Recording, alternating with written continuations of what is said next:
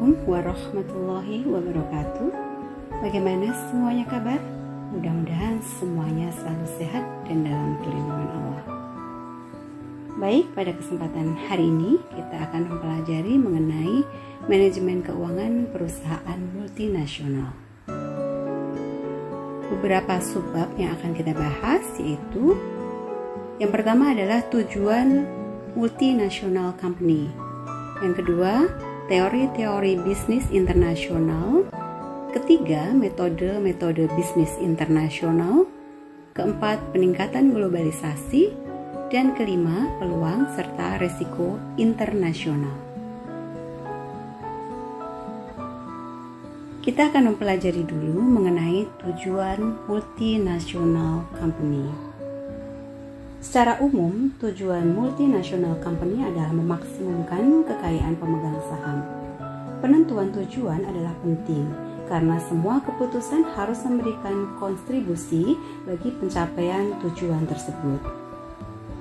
Sebuah multinational company harus membuat keputusan-keputusan berdasarkan tujuan yang sama dengan tujuan perusahaan domestik murni.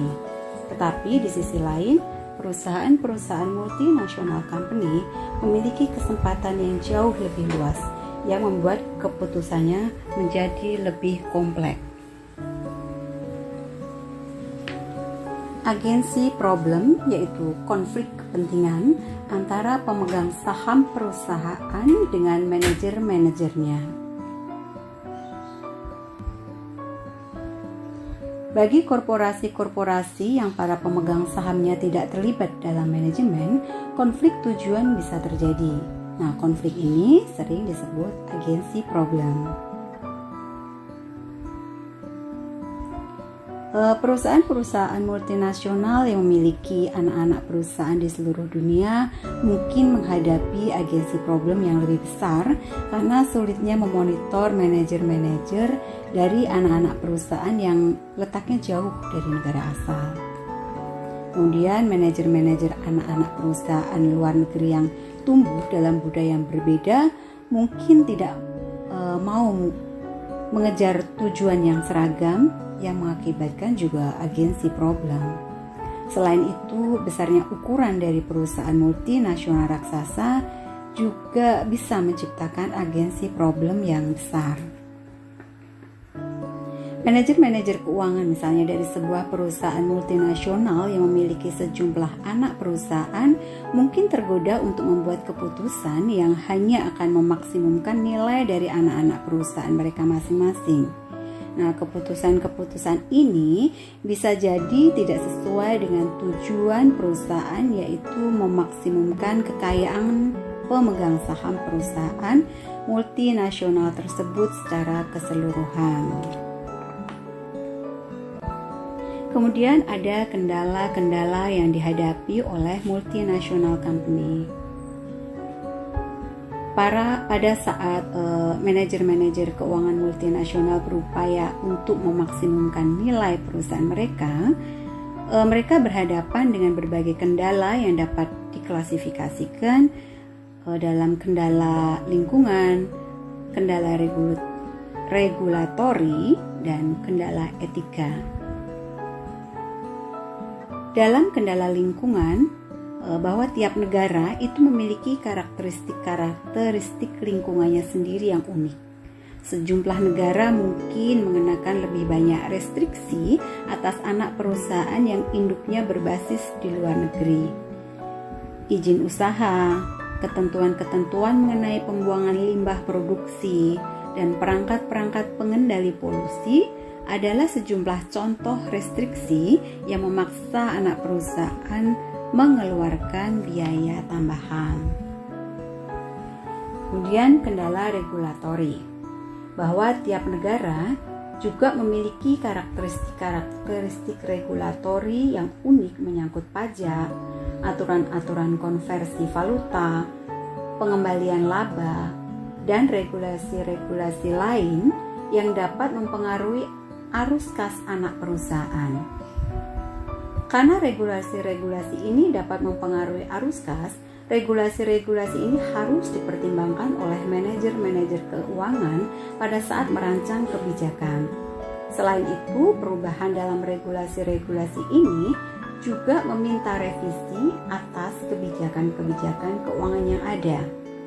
Jadi, manajer-manajer keuangan tidak hanya harus mengenal restriksi-restriksi regulator yang ada dalam suatu negara, tapi juga harus memonitor perubahan-perubahan yang mungkin muncul sepanjang waktu.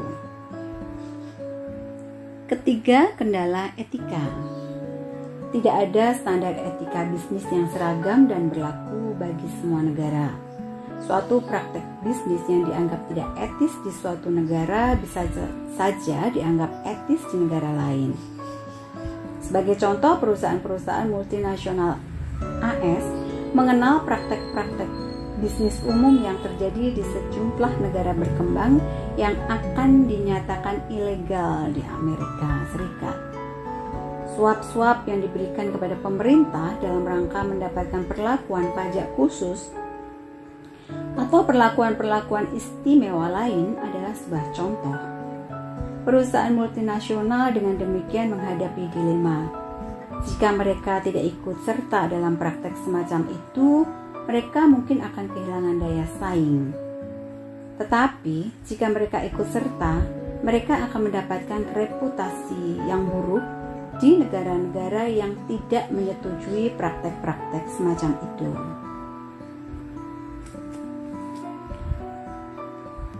Selanjutnya kita ke teori-teori bisnis internasional. Ada beberapa teori menyangkut hal ini. Pertama, teori keunggulan komparatif, yaitu teori yang menyatakan bahwa masing-masing negara memiliki keunggulan untuk berspesialisasi dalam produk-produk yang bisa diproduksi dengan biaya yang relatif efisien. Bisnis multinasional secara umum terus meningkat sepanjang waktu. Sebagian pertumbuhan ini diakibatkan oleh meningkatnya kesadaran bahwa spesialisasi menurut negara dapat meningkatkan efisiensi produksi. Sejumlah negara seperti Jepang dan Amerika memiliki keunggulan dalam teknologi. Sementara seperti Jamaika, Meksiko, Korea Selatan memiliki keunggulan dalam biaya buruh. Karena keunggulan ini tidak dapat dipindahkan dengan mudah, suatu negara biasanya menggunakan keunggulan mereka untuk berspesialisasi dalam produk-produk yang bisa diproduksi dengan biaya yang relatif efisien. Yang kedua yaitu teori pasar tidak sempurna, yaitu teori yang menyatakan bahwa karena adanya biaya dari transfer tenaga kerja dan sumber daya lain bagi tujuan produksi, perusahaan mungkin berupaya menggunakan faktor-faktor produksi luar negeri jika faktor-faktor ini lebih murah daripada faktor-faktor lokal. Karena pasar-pasar dari berbagai sumber daya yang digunakan dalam produksi tidak sempurna, perusahaan akan berupaya memanfaatkan sumber daya yang dimiliki negara lain. Pasar yang tidak sempurna menyediakan insentif bagi perusahaan-perusahaan untuk menggali kesempatan-kesempatan yang ada di luar negeri. Ketiga, teori siklus produk, yaitu teori yang menyatakan bahwa sebuah perusahaan awalnya berusaha memantapkan dirinya dalam pasar lokal dan kemudian berekspansi ke dalam pasar luar negeri sebagai reaksi terhadap permintaan asing atas produk-produknya. Menurut teori ini, perusahaan didirikan di negara asalnya dengan pertimbangan akan memiliki sejumlah keunggulan atas pesaing-pesaing lokal yang ada. Katakanlah pasar masih membutuhkan suatu pemasok tambahan bagi suatu produk tertentu. Karena informasi mengenai pasar dan pesaing mudah tersedia di negara asal, perusahaan dengan demikian cenderung mendirikan dirinya terlebih dahulu di negara asal. Dengan berlalunya waktu, perusahaan mungkin merasa bahwa satu-satunya cara untuk mempertahankan keunggulan kompetitifnya di luar negeri adalah dengan memproduksi barang di pasar luar negeri dengan tujuan mengurangi biaya transportasi. Kemudian persaingan di luar negeri pun meningkat seiring dengan semakin familiarnya produsen-produsen lain terhadap barang-barang perusahaan. Karena perusahaan-perusahaan harus merancang berbagai strategi untuk mempertahankan permintaan atas produknya di luar negeri, strategi yang biasanya dipakai adalah mencoba mendiferensiasikan produknya agar pesaing tidak dapat menawarkan produk yang identik.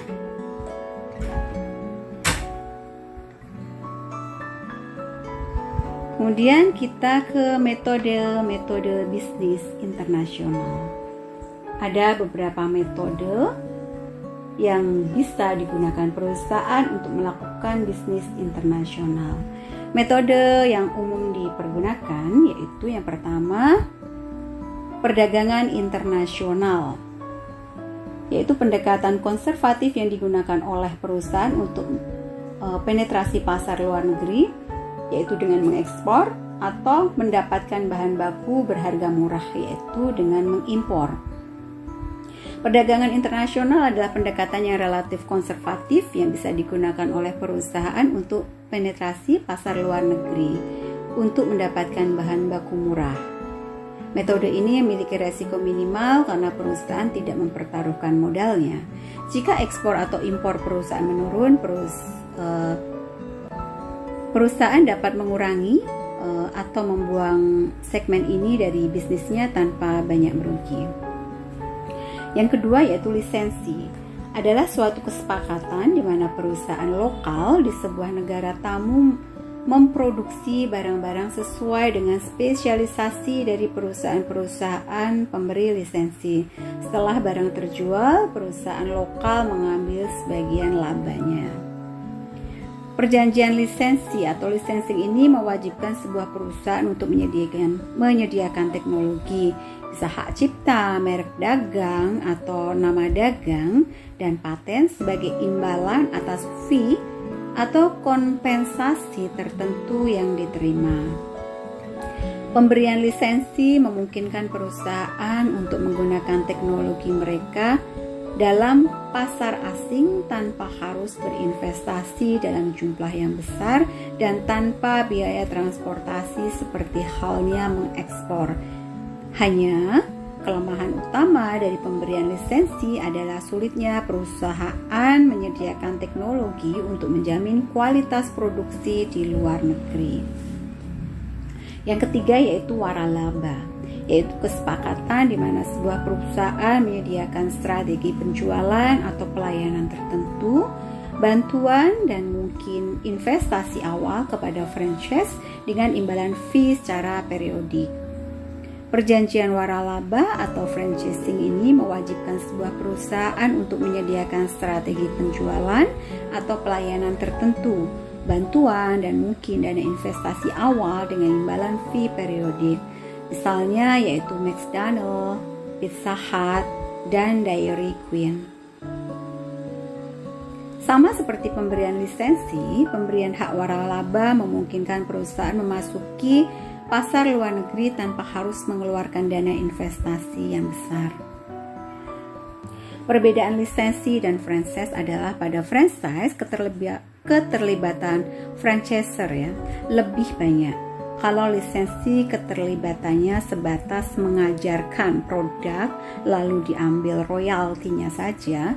Kalau franchise pemilik bisnis atau merek ini harus mengemasnya menjadi format yang lebih jelas. Kemudian bisnis ini harus survive. Selain itu, franchisor juga harus memonitor, memandu, memberikan pelatihan, melakukan marketing program, dan bantuan-bantuan lainnya yang berkesinambungan.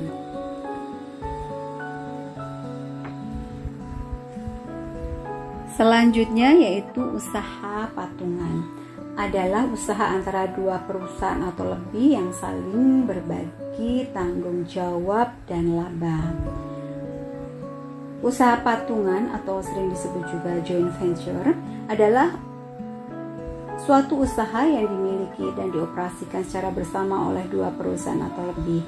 Banyak perusahaan-perusahaan memasuki pasar luar negeri dengan membentuk usaha patungan dengan perusahaan-perusahaan yang berada dalam pasar yang dimaksud. Yang kelima adalah akuisisi perusahaan asing. Salah satu cara untuk memasuki pasar asing yang memungkinkan sebuah perusahaan mengendalikan bisnis luar negerinya secara penuh dan mendapatkan pangsa pasar dalam jumlah besar secara cepat. Perusahaan-perusahaan umumnya mengakuisisi perusahaan-perusahaan lain di luar negeri sebagai salah satu cara untuk memasuki pasar asing. Metode ini memungkinkan sebuah perusahaan mengendalikan bisnis luar negerinya secara penuh dan mendapatkan pangsa pasar dalam jumlah besar secara cepat. Namun, metode ini relatif lebih beresiko dari metode-metode lain yang telah dijelaskan sebelumnya karena besarnya investasi yang diperlukan.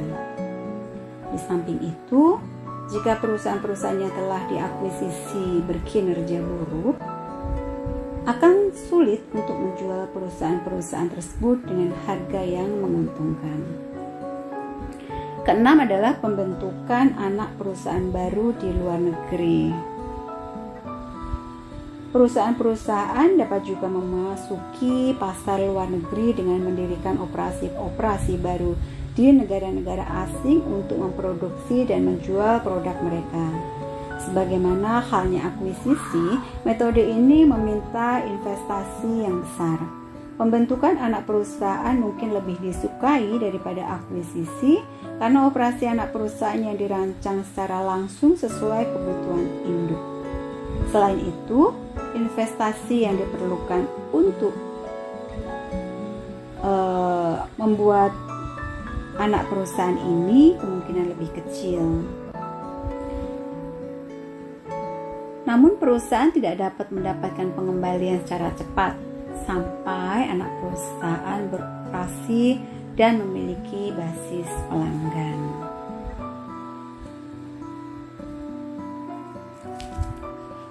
Selanjutnya kita ke resiko internasional.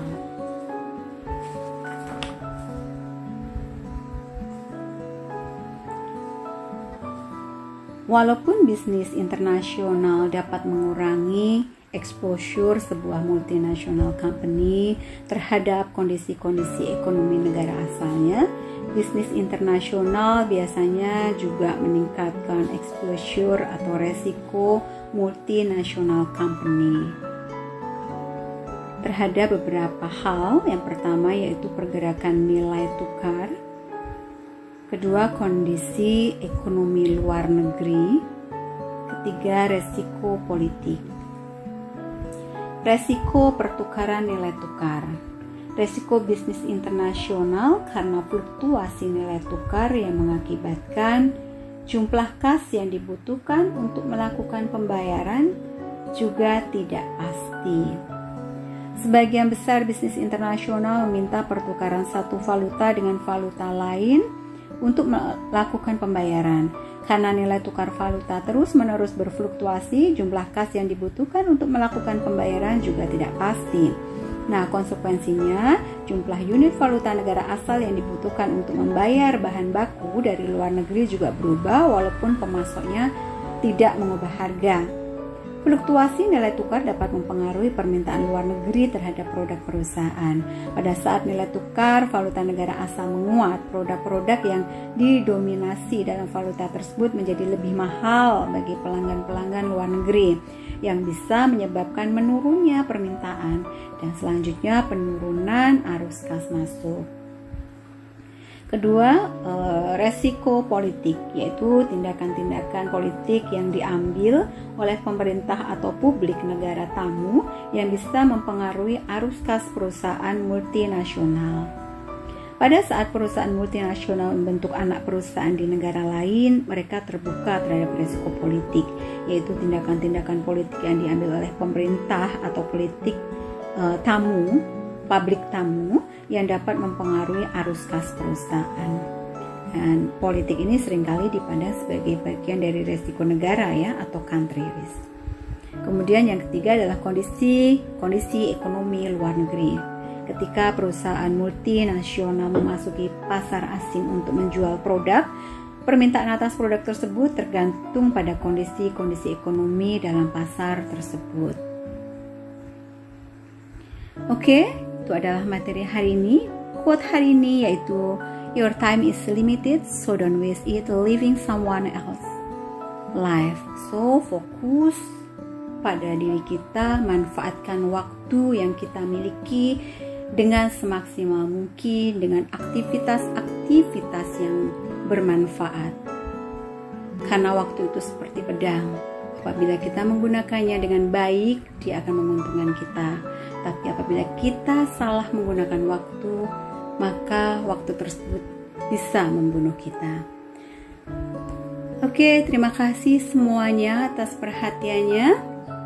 Sampai ketemu pada bab berikutnya. Tetap semangat, jaga kesehatan. Dan jangan lupa subscribe channel ini.